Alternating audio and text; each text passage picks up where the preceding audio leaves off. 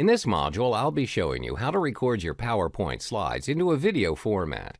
Once you've prepared all your slides, what you need to do is click on the File tab and choose Save and Send. From there, look for Create a Video option. Choose the Computer and HD Displays out of the remaining three options here. I would recommend you to choose the first one because that's the size you would want your videos to be. For this option, you can choose to not use or use a recorded timings and narrations depending on your content. I'll choose the first one for this example. Also note how you can set the default transition speed on each slide. Let's just go with 3 seconds for each slide. Click Create Video, choose your file destination, rename it, and start saving the video. As you can see, the default video format is in WMV. Not the best video format out there, but we're going to change it later in this module. There you have it, you've recorded your slides into a video. For this section, I'll show you how to set your PowerPoint slides to a high-definition landscape mode. Click the Design tab. From there, click on Page Setup, and a window box will pop up. Click the drop-down button for and choose On-Screen Show 16 by 9 option.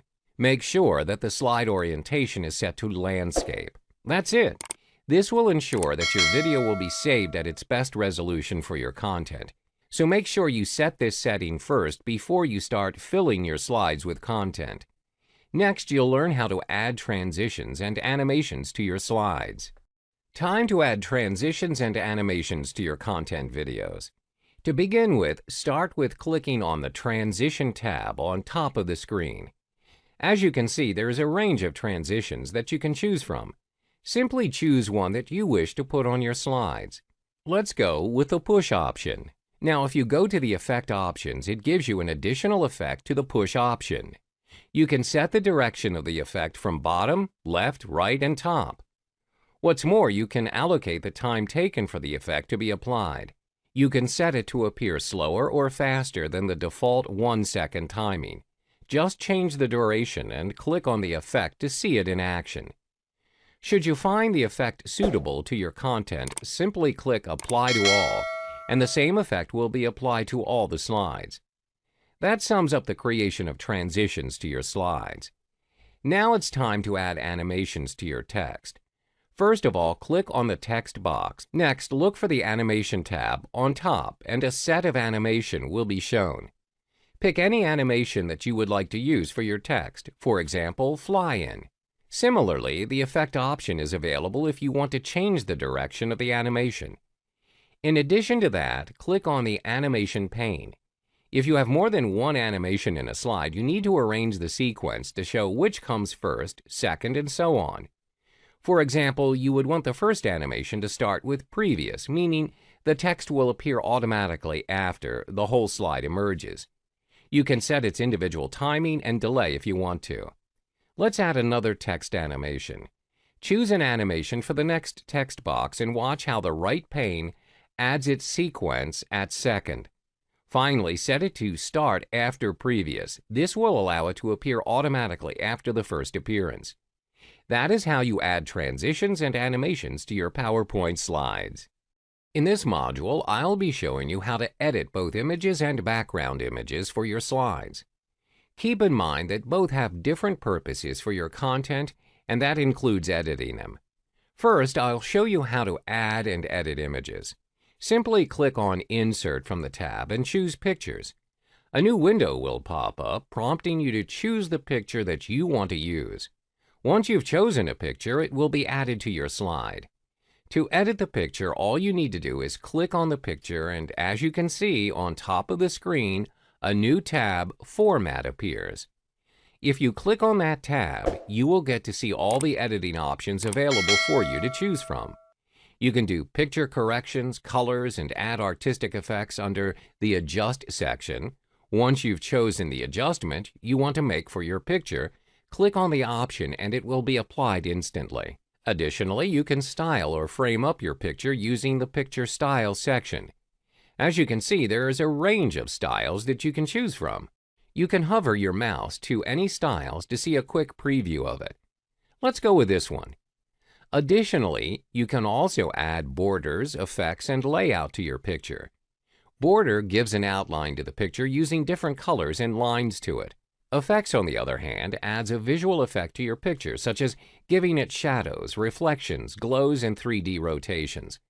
Finally, layout. Choosing a layout means you'll convert your picture to a built-in smart art graphic that can arrange, caption, and resize the pictures easily. Next is the Arrange section. This section helps arranging your picture to move either forward or backward. For example, if you have a text to be put up on top of your picture, click on the picture and send it backwards. This will automatically put your text forward instead of your picture. Next and final section is the size.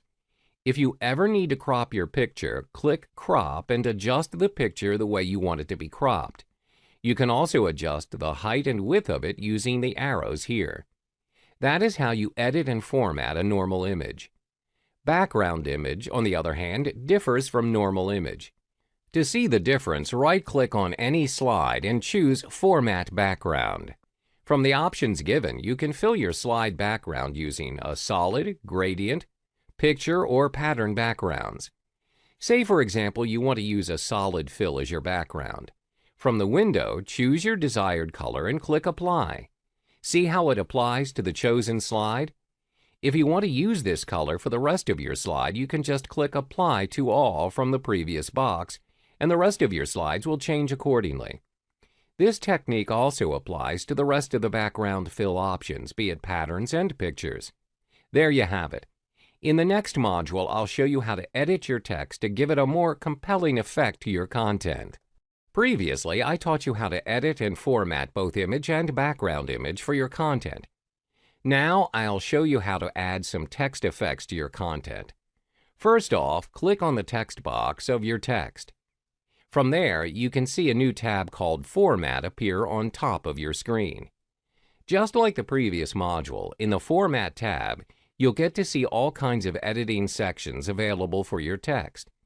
Since we only want to edit the text directly, we will be focusing on the Word Art Styles section. If you scroll down to it, you can see all kinds of instant text styles. Let's try choosing one. Note how once you've chosen the one that you want, you can see an immediate change to your selected text. Just like what you did on the previous module, you can edit the text further using the text fill, text outline, and text effect. Utilize all three options to get the best result for your text.